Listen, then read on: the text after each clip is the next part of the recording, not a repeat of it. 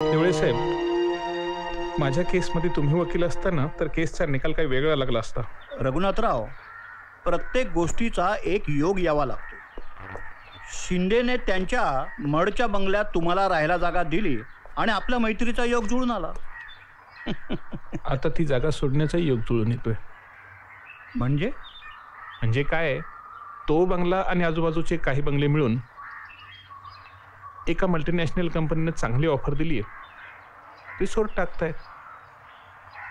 शिंदेचा मुलगा मागे लागलाय घर खाली करा म्हणून. रघुनाथराव, देवाने तुम्हाला प्रत्येक बाबतीत मार्ग दाखवला आहे, या बाबतीत पण तो मार्ग दाखवेल. चला मस्तपैकी ज्यूस घेऊ.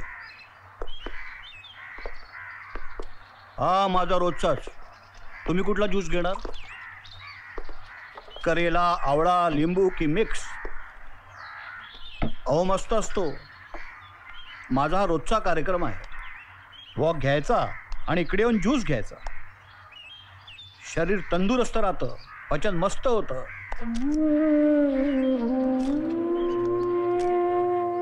देवळे, तुम्ही म्हणता ते खरंय हो. ज्यूस पिल्यामुळे पचन व्यवस्थित होतं.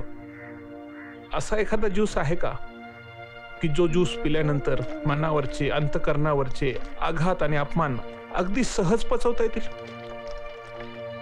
रघुनाथराव,